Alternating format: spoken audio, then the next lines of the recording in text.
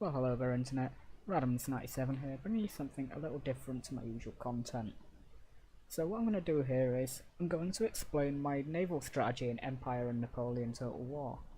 Why am I doing this? Well, I figured it can help out a lot of new players who do the same mistake that I say a lot of the time, not necessarily new players, just people that don't really understand naval strategy in the games. So it's my attempt to help you out. So what I've got here is using paint, just set up a little representation of deployment. So we have the wind doing its normal thing of being westerly. Now first thing you're probably going to hear are the deployment boxes.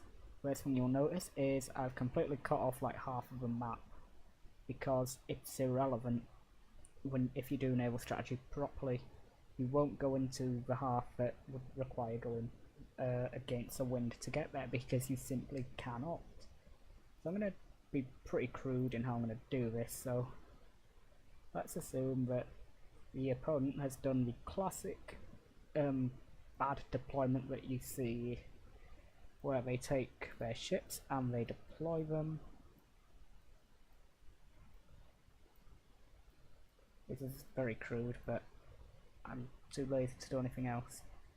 With all their main ship of the line set up like that, with bombardment ships if they have them. When I say ship of the lines, I also include frigates here, because they'll use them, because so many people use them like ship of the line. So let's assume there's 2 bombardment ships, and they're going to put them there in the centre of their deployment zone because, they think like a land battle, use everything. Obviously red here is representing my opponent. I'm going to use green to represent myself.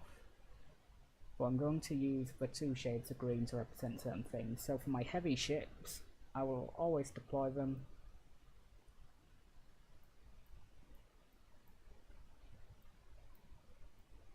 like so.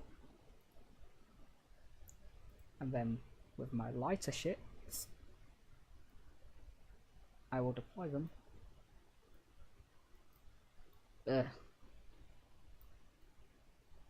fine, be like that. Be like that then.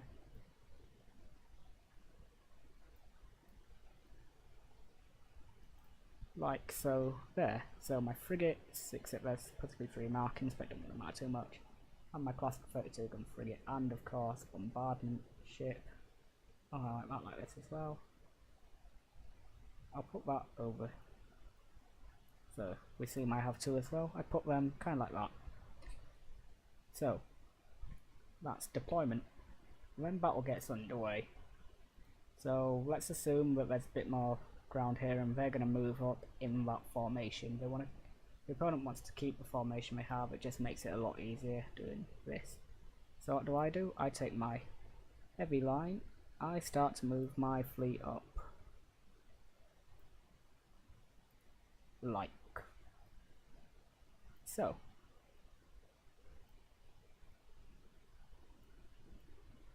Opponent does the same, keeping that formation. Once I get ready to be in range, let's assume that's how we have it here. I then have my smaller contingent, my smaller line of my heavier ships, so my smaller of my heavier ships as well. They will use their superior speed to create a blockade like that, whilst my heavier ships, my main line, will travel like that and move in to get there. So that blocks off their ability to move straight on or turn to go with the wind, which gives me very favourable advantages. I'm also assuming there's no steam power here, otherwise I would put that on the light and that would go on the right hand side because that can go against the wind and they can get the protection of the main line as they move into position. Let's assume there's no steam. So with my lighter ships, of the heavier the frigates, or the light ship lines, they will continue on a straight course up and going around this side of the enemy fleet before turning to go with the wind and getting in behind. This means they can't turn around and try and retreat to try and outmaneuver. As for my lightest ship, which is always my 32 gun, that will wheel around as well and just aim to be a pain, circling around, using its superior maneuverability to just kind of scare, get some rear hits on everything, and just keep moving, and be a fake target essentially. Once everything there is going well, once I've done enough work, what should usually happen would be, usually that line there, that group would end up pretty much destroyed, as would their bombardment ship, which pretty much always ends up getting caught out when I do this. And let's assume all these here are damaged, well, except that one. That one can be destroyed in this scenario, but the rest are damaged, but okay. So what happens then? Well, they see everything that's set out, and usually they will try to turn with the wind, pick targets. I'll do that. So they will rotate their ships to try and fire on to the northerly and southerly flanks, ignoring the main line. As they do so, I take the ships and move them.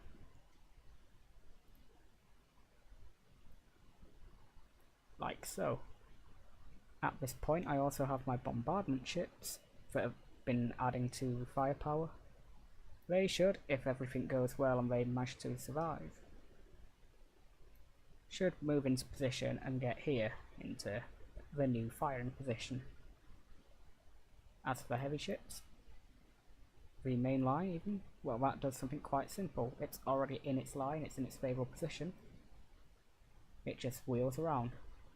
That's their left hand sides are damaged, turn them away, give them the healthy right hand side.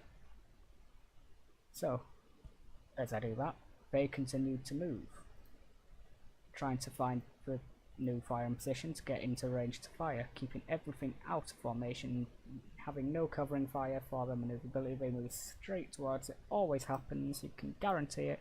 They move like that. What do?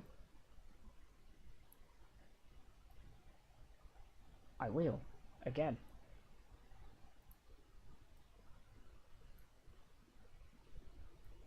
And I pull my 32 gun out to just give covering fire, like make sure, add some extra protection to the bombardment ships, assuming that the 32 gun is alive and the bombardments are also alive. If not, I will move it out of the way anyway, it's done its job. At this point, they're just battering in. Chances are they will get caught out. They move up again. I just respond with a simple, once again. I'll move a bit more than that. So they move up, try and get into a firing position. Wheel. And rinse and repeat, and it always brings down the enemy fleet. So, that is my naval strategy. Bit different, like I say, and a strange video, very crudely done, but that's just the way it sometimes goes. Hope you found that interesting. Thank you for watching.